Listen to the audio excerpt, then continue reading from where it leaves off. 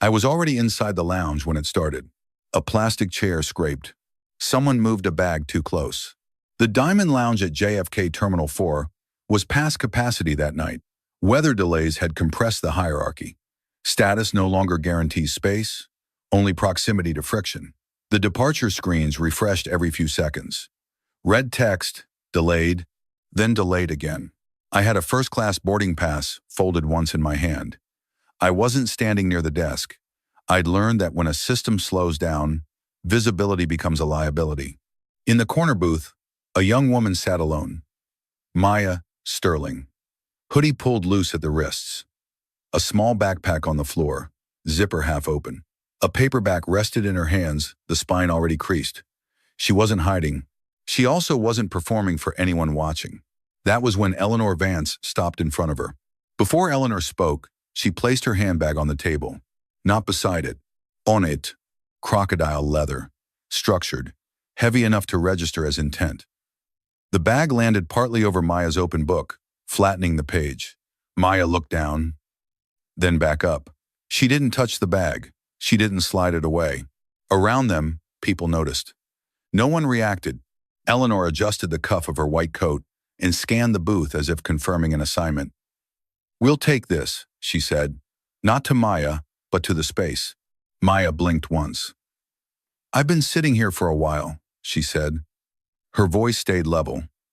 No challenge, just a statement of sequence. Eleanor tilted her head, smiling thinly. "This lounge is for first-class passengers," she replied. The word real stayed implied. "My husband and I need to sit." Her husband, Andrew Vance, stood a step behind her. Gray suit, shoulders slightly rounded, like he'd been carrying something too long. He didn't look at Maya. He didn't look at Eleanor either. His gaze fixed on the windows, where snow streaked diagonally across the glass. No staff intervened. Behind the bar, Leo, the bartender, glanced over and then returned to wiping the counter. A concierge slowed as he passed the booth, assessed the situation, and kept walking.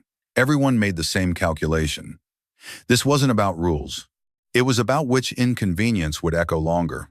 "There are other seats," Maya said. "And I'm reading." Eleanor's eyes dropped. Hoodie, sneakers, backpack. Her smile tightened. "You can sit somewhere else," she said, pointing toward the tall stools near the service door. "Those are more appropriate." I watched the nearby tables respond in unison. Phones came up, screens lit, heads tilted down. Not to record, to disappear. This was the freeze. Not shocked. Avoidance. If you looked up too long, you risked becoming part of the exchange. Asked for a boarding pass.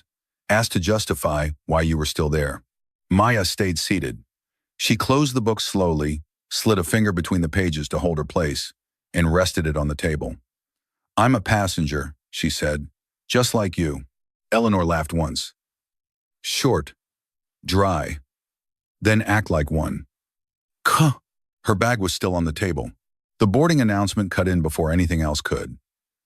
"First class, Flight 882, Gate B12, immediate boarding." The interruption felt surgical. The system rarely resolves conflict. It redirects it. Eleanor lifted her bag and pulled it back toward her as if reclaiming territory.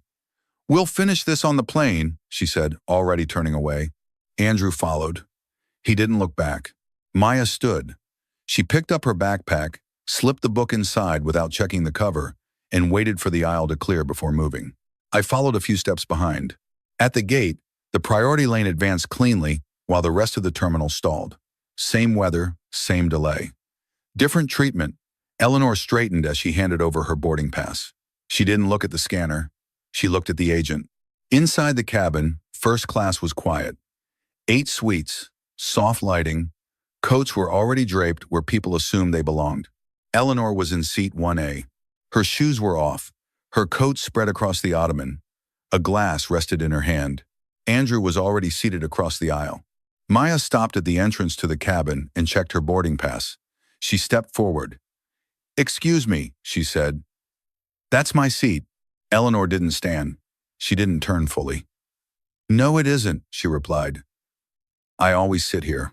That was when it became clear the lounge hadn't been the incident. It had only been the rehearsal, and the system hadn't decided yet who it was going to protect. I boarded a few steps behind them. The first-class cabin sealed itself quietly. 8 suites, doors still open.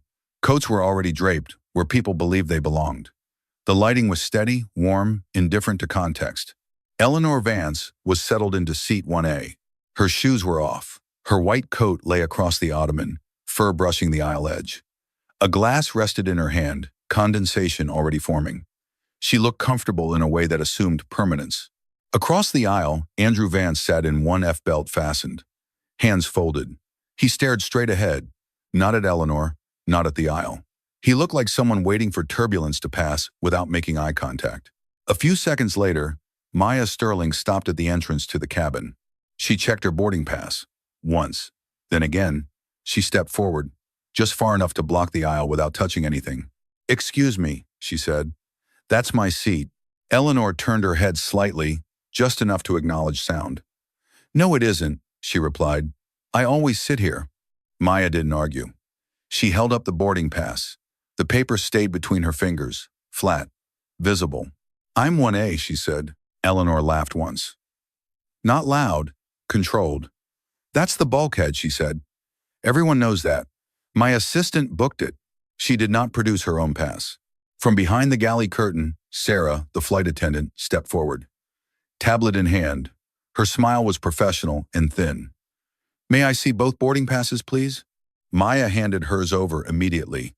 Sarah glanced at the screen. Her expression didn't change, but her posture did. She turned back to Eleanor. "Mrs. Vance?" Eleanor waved a hand. "I'm already seated." "Ma'am," Sarah said, still even. "I need to verify." Eleanor sighed theatrically and reached into her bag. Paper emerged, folded, and creased. She pressed it into Sarah's tablet hand, without looking. Sarah smoothed it out. She read it once, then again. "This boarding pass is for 2D, Sarah said. Her voice stayed neutral. "Row 2. For a brief moment, the cabin paused. Eleanor stared at the paper. "That's wrong," she said. "Fix it." Sarah didn't move. "Seat 1A belongs to this passenger," she said, nodding toward Maya. Eleanor leaned back into the leather. "I'm not moving," she said. "I'm already settled." Andrew shifted in his seat. He adjusted his belt, then let his hands fall back into his lap. Sarah hesitated. Not long, just long enough to feel the weight of the situation. She tapped her tablet once, then looked toward the cockpit. "I'll get the captain," she said. When Captain James Miller stepped out, the cabin seemed to tighten. He took in the scene quickly. Eleanor reclined in 1A. Maya is standing in the aisle with her bag at her feet. Sarah is holding 2 boarding passes. "What's the issue?" he asked. Sarah explained. Briefly, no commentary. Eleanor spoke before the explanation finished. "Captain, this is ridiculous," she said. "We're already delayed. My ankle is swollen. I need the bulkhead." She crossed her legs. The heel stayed on. Captain Miller looked at the manifest, then at his watch. The minutes mattered now. Slot pressure was real. Paperwork was real. Delays cascaded. He turned to Maya. "Miss," he said, lowering his voice, "we're behind schedule. This is still a first-class suite." Maya didn't move. "I paid for 1A, she said. "She's in my seat." Captain Miller exhaled slowly. "If we call security," he said, "we lose the slot. Everyone misses Christmas." Eleanor smiled without showing teeth. "I can offer you a voucher," the captain continued. 500 in, flight credit. Take 2D, same service." The cabin went quiet. Not shocked. Calculation. People stared at seat backs, at screens, at nothing. Maya looked at the empty space beside Eleanor, then at Sarah, then back to the captain. "I don't want a voucher," she said. "I want my seat." Captain Miller's tone hardened. "As the commander of this aircraft," he said, "I have authority to reassign seating for operational efficiency." He paused. 2D, he said. "Or we deplane you." Eleanor leaned back fully now. Her victory required no movement. Maya nodded once. "Okay," she said. She picked up her bag and walked back to row 2. No hurry, no comment. Captain Miller returned to the cockpit. Sarah stepped aside. The aisle cleared. The system had made its choice. For the moment, the aircraft began to move. Not fast. Just enough to commit. Seat belts clicked in sequence. Overhead bins stayed open longer than usual, then closed. The cabin lighting shifted to its taxi setting. Eleanor Vance lifted her glass slightly, as if toasting the aisle she'd won. Andrew Vance kept his eyes forward. In 2D, Maya Sterling sat still. Her bag was under the seat. The screen in front of her showed the moving map. She didn't reach for it. The engines idled, then stopped. The forward motion cut cleanly, not rough, not urgent. The kind of stop that doesn't announce a problem, only a change of authority. The cabin paused again. Different from before. Note calculation. Waiting. The intercom clicked. Captain Miller's voice came through, flatter than earlier. Ladies and gentlemen, we've received an instruction from air traffic control. We'll be returning to the gate. Please remain seated. A murmur moved through the cabin. No complaints. Questions without words. Eleanor leaned across the aisle toward Andrew. This is ridiculous, she said. We're already late. Andrew nodded once, barely. As the plane rolled back, blue lights reflected against the windows. Not inside. Outside. Close enough to notice. Far enough to misunderstand. The jet bridge began to extend. When the door opened, the cold air came in first. Then the people. 2 Port Authority officers stepped on board. Behind them walked a man in a dark coat with no visible badge. He didn't scan the cabin. He didn't greet the crew. He walked directly to the bulkhead. Miss Sterling, he said. The name landed differently than the boarding announcement had. Maya unbuckled and stood. No rush, no hesitation. The man turned slightly, angling his body so the aisle cleared. Your father is on the line, he said. He held up a tablet. The screen was already active. The cabin is locked. Phones froze mid-lift. Hands stopped adjusting armrests. No one spoke, not because they were surprised, because now it was clear this wasn't a disagreement. It was a review. Captain Miller stepped out of the cockpit.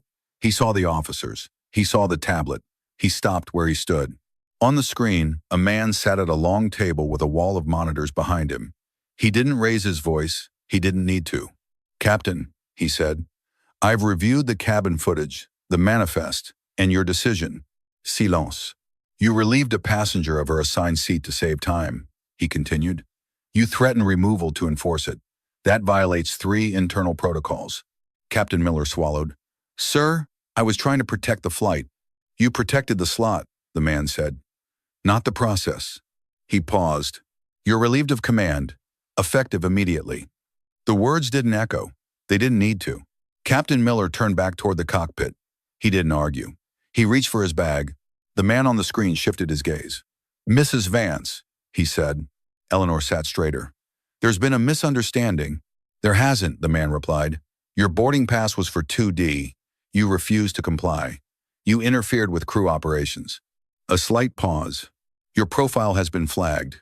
You are banned from this airline. The officers stepped forward. Andrew unbuckled slowly. He didn't stand for Eleanor. He stepped aside. They walked her out without resistance. Her coat stayed behind on the ottoman. The cabin exhaled. The man on the screen nodded once. Restore seating. Proceed when ready. The tablet went dark. A new captain boarded. Briefed. Silent. The plane reset. Sarah moved down the aisle. She stopped at 1A, then passed it. She gestured to a uniformed soldier in 2F. Then to an elderly woman further back. Seats changed hands without ceremony. Maya returned to 2D. She pulled the blanket up and closed her eyes. When the aircraft finally lifted, the cabin stayed quiet, not tense. Settled. That's how systems heal. Not with apologies. With alignment. If you were watching this unfold from another seat, what would you have done? Drop your thoughts in the comments. Share this story with someone who understands how power really works. And if you want more stories where quiet authority restores order, subscribe to Black CEO Tales.